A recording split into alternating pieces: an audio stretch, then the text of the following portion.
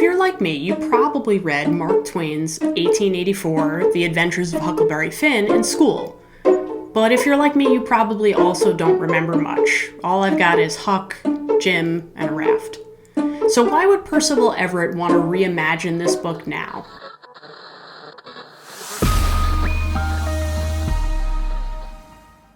Hi, I'm Amanda, and this is Spineless Books, your one-stop shop for all things audiobook. So when I realized I was interested in reading James by Percival Everett, I felt like the responsible thing to do was to go back and read The Adventures of Huckleberry Finn, of which it is a retelling. And then I realized that maybe if I was going to read Huckleberry Finn, I should go back even further and read The Adventures of Tom Sawyer. Now, I was new to Tom Sawyer, but I was not new to Huckleberry Finn, although my memory was fuzzy. So I felt like it was the right process to educate myself and read the precursors to this book before I read this new adaptation, since none of it was fresh in my mind. First, let's talk Tom Sawyer. Tom Sawyer was written in 1876, and honestly, it's just a good old time. Hijinks, shenanigans, mischief, it's all of that. Tom Sawyer is a little bit of an evil genius, and he basically creates situations that are absolutely crazy and shouldn't be happening. They definitely should not involve children. And Huckleberry Finn is kind of his sidekick in the story. He's not the most hugely developed character, but he is an interesting character. But Tom Sawyer is the star of that show. The version I listened to was narrated by William Dufree, and while he was excellent, there are tons of versions of this book narrated. So choose who you like. I really recommend Dufree, but he's not the only good one out there. I was super excited to go on to The Adventures of Huckleberry Finn after finishing Tom Sawyer, but I found it a little bit hard to get into. I really thought that it was slower and a little bit less fun, and then I realized that's because the subject matter was way more serious, so it actually made sense.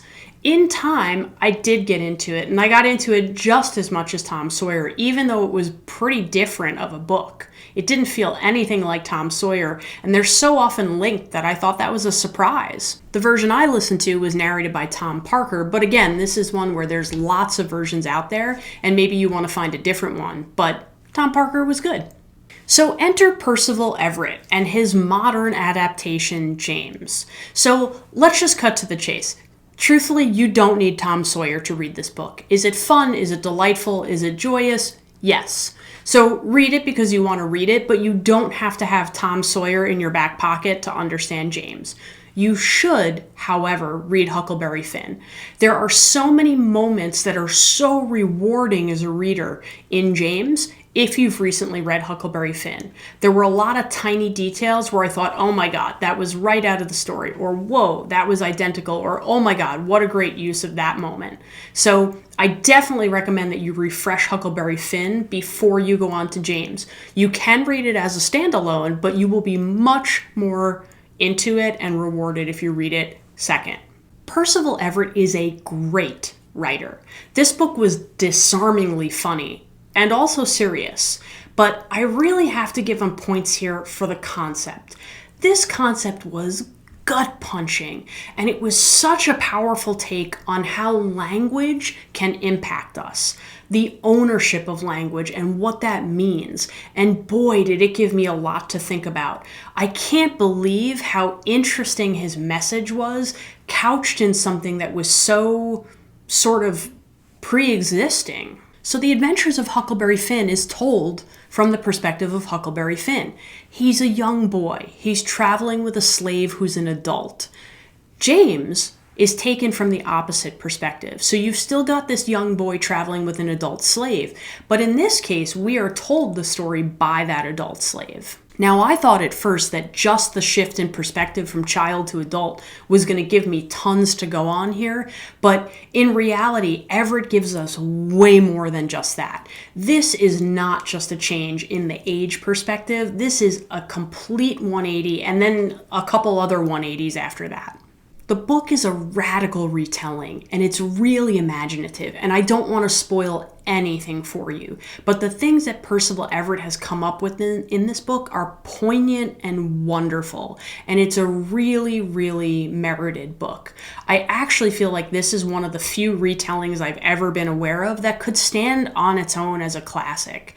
I would definitely give it that quality. The decisions that Everett makes of what he keeps and what he changes are brilliant. He's really, really intelligent, and it's very clear that he knew Huckleberry Finn well because he picks the exact right moments to preserve, and then he gives it its own life.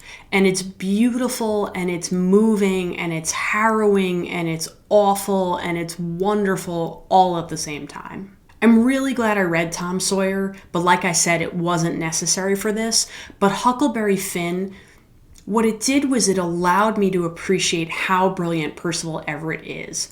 I know I would have liked this book without Huck Finn, but I really think that having that information elevated Percival Everett to a way higher level. It's just so smart. So for those of you who listen like me, the book was narrated by Dominic Hoffman.